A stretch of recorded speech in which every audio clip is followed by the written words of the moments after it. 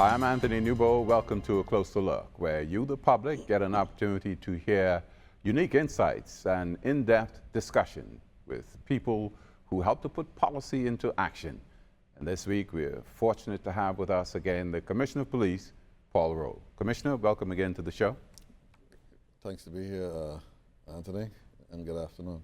Yeah, you and I know that you have a million things you got to do, and so I thank you for coming, first of all. And I know one of those things that must be top of mind for you is the recent killings over there.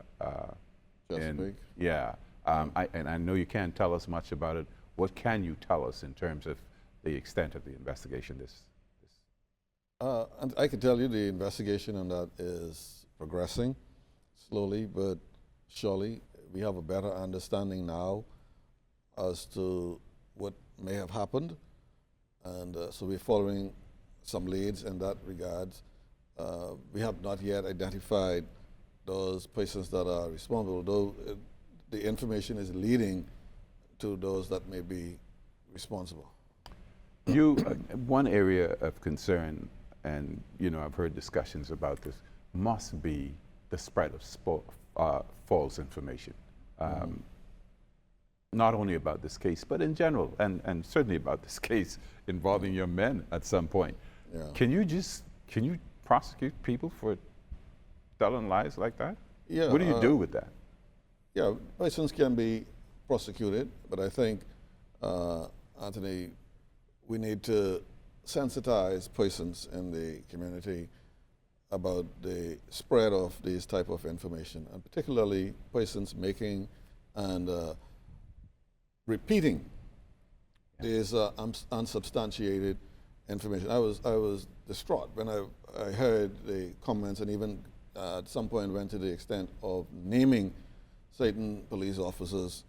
One has a broken hand, one has a foot in cast. I mean, what do you say to people? And then, what is even more troublesome is when, persons of, when we are respected and highly respected in the community and we make comments, people listen. Yes.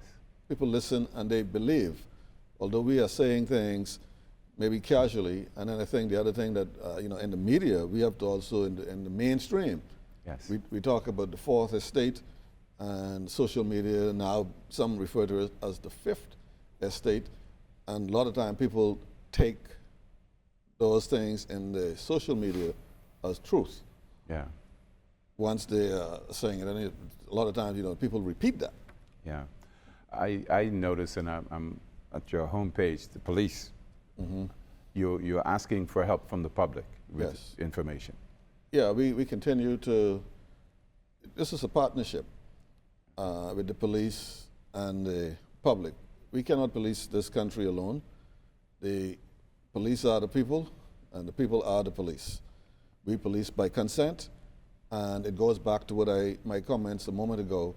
When these type of statements are made, it erodes public confidence in the police.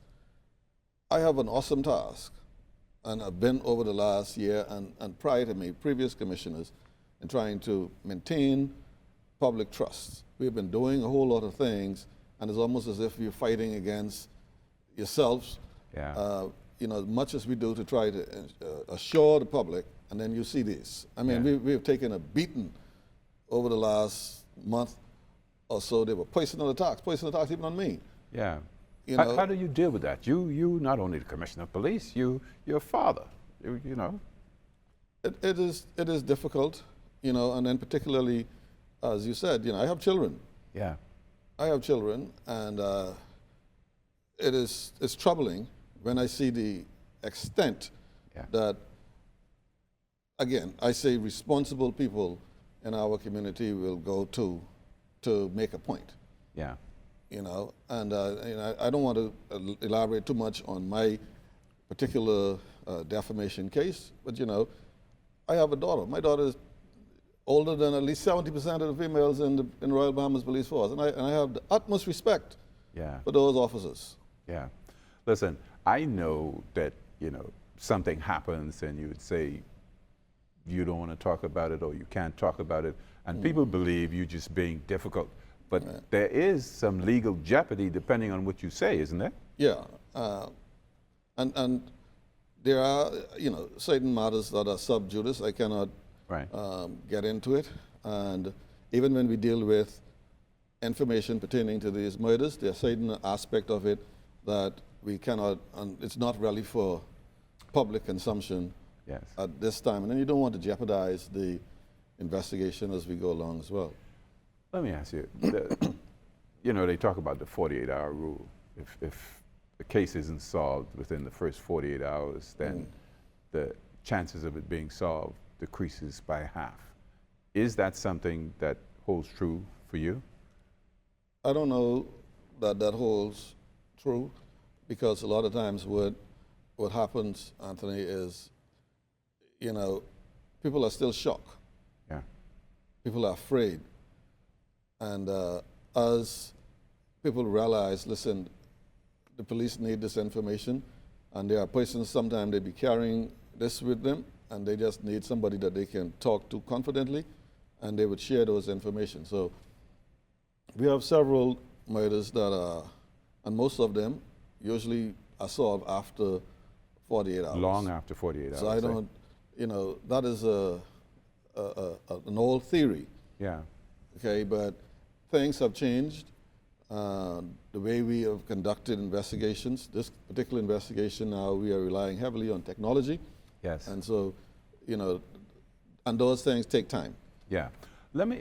Talking about solving murders, etc., what has been your solve rate for the crimes, specific murder that you... Last year, I think the solvency rate was about 87%, 85, somewhere around there. This year, I'm not sure what that is now. It could be around 60%.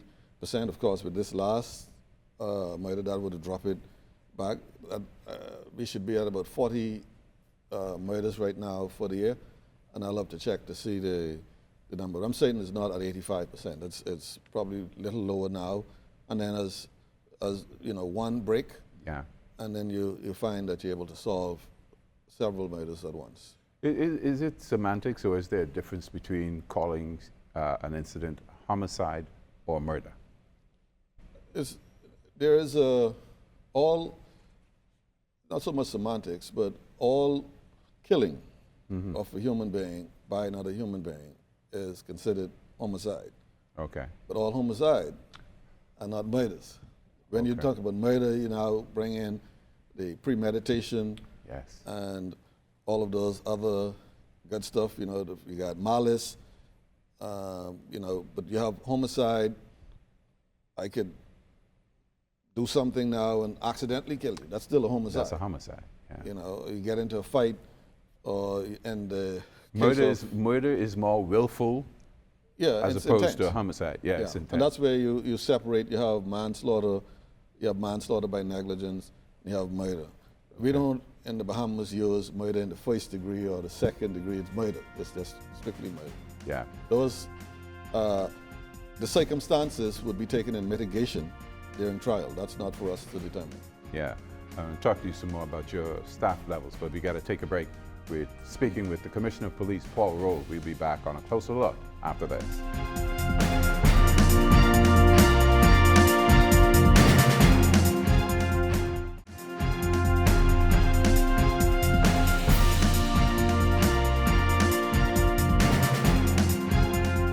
Welcome back to A Closer Look. I'm Anthony Newbold, speaking with Commissioner of Police Paul Rolle. Commissioner, it does not appear up to this point that there's been any retaliation. Keep my fingers crossed for that. I presume you're on high alert, you and your men, for any such incident.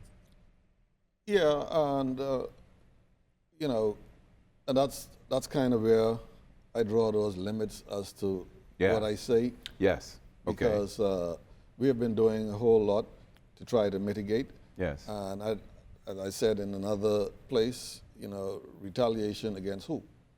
Yeah. If you let that sink in for a little while, then you'll understand why I say I don't want to say too much about it, because you have persons that may be trying to take their cue. Yeah, and making their own plans, because One of the criticisms leveled at the force is that something like this happened, you ramp up your force, and then you just let it go. But again, as you say, what you do in a situation like this is not necessarily something you want to have as public knowledge. Yeah, and then the other thing is, we go on high alert. I don't think the public wants to have a police on high alert very long. We still believe in freedom of movement. Yeah. And, when things like this happen, we put the clamp down like that because we're trying to solve this murder.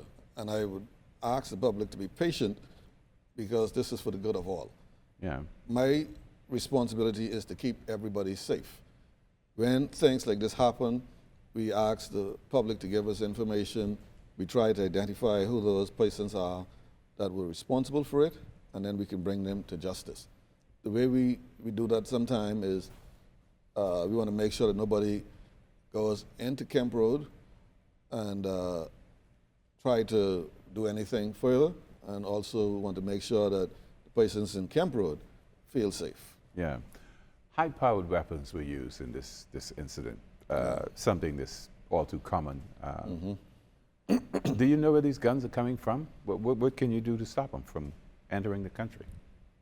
Yeah, we have an idea where these weapons are coming from, and all of our weapons that are recovered, we do a trace on them and able to take them all the way back to where they were sold, and someone who purchased them, and we work in tandem with our partners in different countries, most of which are in the United States. You find, and the ATF and HSI, they assist us, and in more recent cases, the Homeland Security, Right. Customs and Border Protection, in assisting on that side in doing investigation. If you recall, we've actually had some indictments. A few Bahamians were indicted in the United States for firearm trafficking, and but they have ramped it up a bit now, in helping us to identify and also arrest persons on that side. And you don't have to tell me this. I understand this could be one of those. Have you identified how these weapons get into the country? Yeah, You have identified that. yeah. Okay, you're not going to tell me because then they'd switch, right?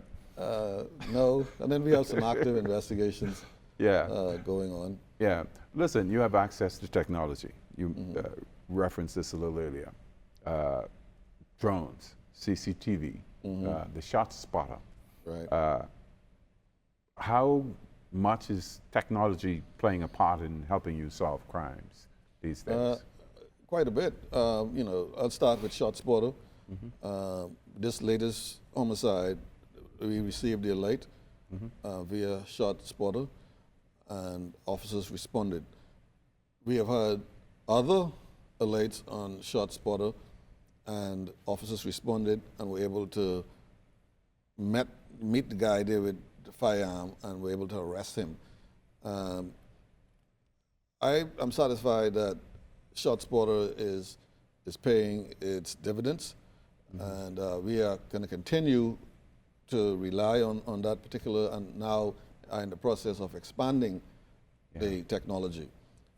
We talked about the CCTVs. Yes. CCTVs, right now we've relied heavily on that, even in this last investigation. And this one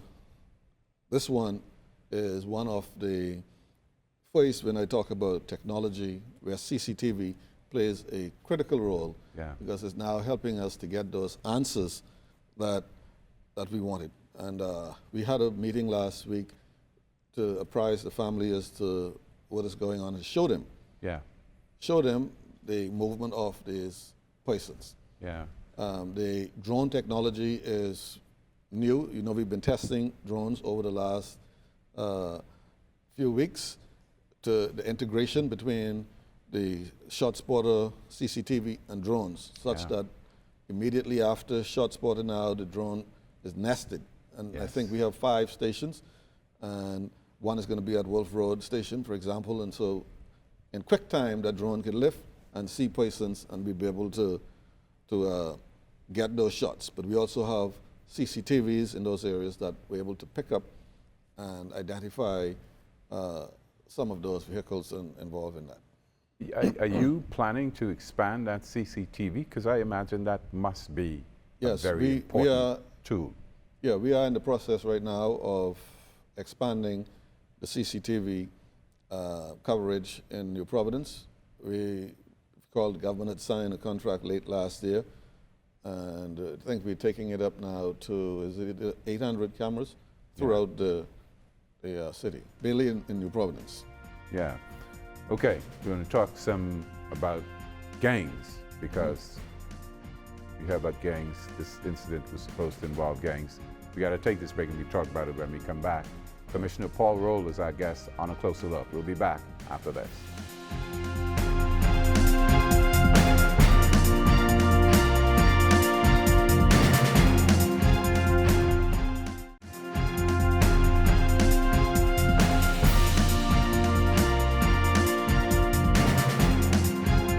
Welcome back. This is A Closer Look. I'm Anthony Newbold speaking with Commissioner of Police Paul Rolle. Commissioner, I mentioned gangs before we went to a break, and I said gangs were involved in this last incident. I know that you place a premium on having a presence in communities.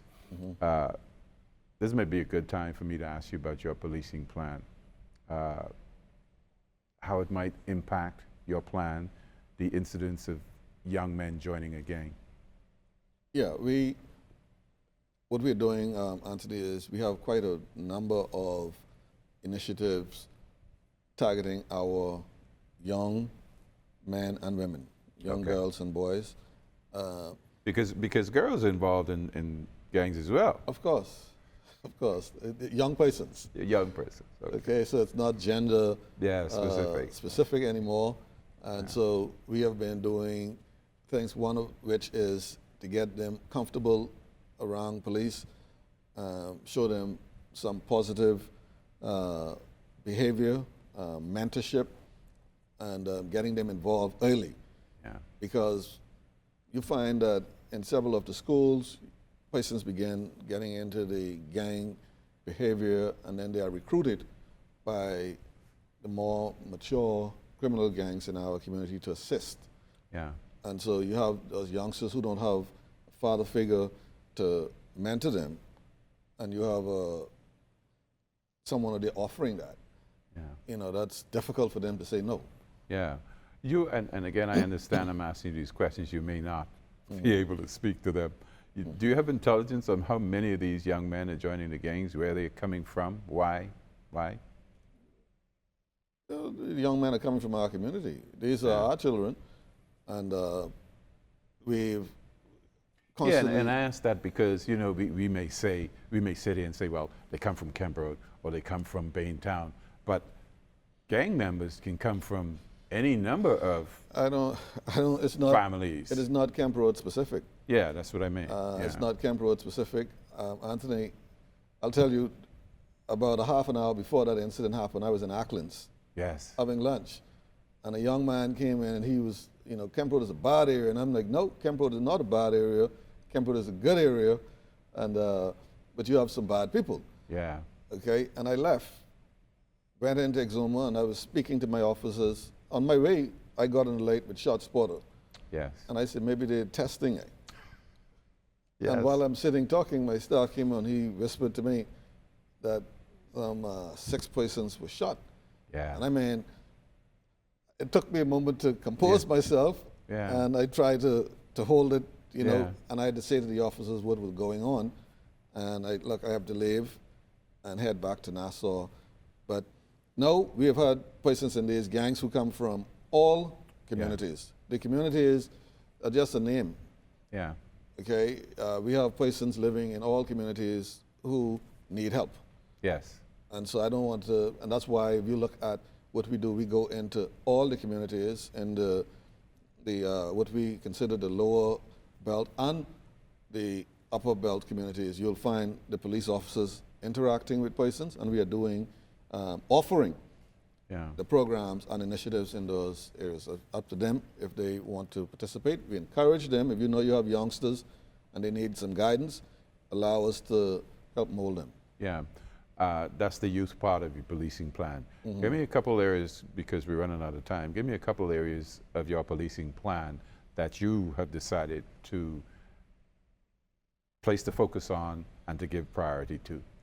We're going to be doing some more of the crime prevention with a view of reducing crime and solving crime. We're looking a little bit more at some gender issues, because we still have in our country a stigma, okay, and those persons that are, we're looking at those who are at risk, okay. So you have not only men, women, but you have persons who would call it of the alternative lifestyle, to make sure you're going to see some more sensitizing of persons within the community, because those persons are part of the community just as much as the fellow who's in the gang.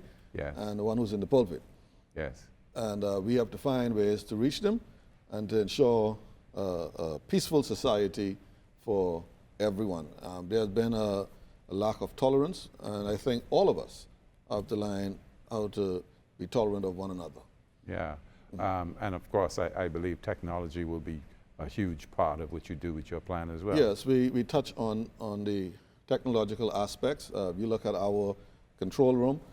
Right now, what we call the real-time crime center, it's just, I think the media would have been in there when we launched that. Yeah, that's a grand part of it. And so they are some of the things. And then, of course, we want to continue looking at road safety. We had a lot of people speeding, not only in the capital, but throughout the islands. Abaco has been constantly a challenge for us in terms of traffic fatality. Grand Bahama with these speeders. So we are doing and expanding the radar gun into those islands as well, to try to keep the safety on the street. Yeah. You and you spoke about this at another time. COVID is still raging around us. COVID is a part of my policing plan as well. Yeah. As we try to bridge and continue until COVID goes away. I don't see it going away anytime soon. It is so important for me that I had to include our response into that policing plan. And a part of that response is, how do I deal with the officers? Yes. Because we have been in this now from March of last year. And you're talking about being on high alert, full pressing on day and night. And in full contact with the public. And in full contact with the public. We've been doing pretty good, but I noticed recently within the force, I saw those numbers begin to creep back in. We've gone for a good 6 or so months with no infections. And in the last month, I think we would have seen about 10. Yeah. Well, I guess that's a societal thing as well. Yes. And the fact that you're in the front line means you, by virtue of just what you do, would have to be impacted by what happens there. Yeah, naturally. Yeah. We're not immune. But overall, you're comfortable with how you're able to move your way through this and move forward? Yeah, I'm comfortable. I just want to encourage members of the public, though, to kind of abide by them. We are challenged on the weekends with persons not abiding by these rules, and it stretches the resources, because you have all over. One institution we went to last night, and we had to fine the organizer $92,000. Whoa. Okay, because he was hosting a social gathering, and he had over 300 persons. And persons got to remember, for you hosting a social gathering is $2,000. Okay. And for each person who attends, it's $300. So if you got money, then go ahead and host it. Go ahead and do it, eh? But we are about, and there are times persons get a little antsy with us, but they got to remember that we rely on the public to give us information. And we have said time and again, if you have information where something is going on, just send us a note.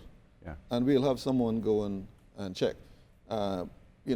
Persons have been getting a little tired and wary of the police coming in and checking, and so, but we continue to monitor, and where there is a cause for concern, we will take action. And people just need to behave. Essentially, behave yourself. That's what it is. Yes. Anyway, Commissioner, thank you again for coming in. Yes, sir. Again, and thank you for watching A Closer Look. Remember, you can see us on Facebook and on YouTube.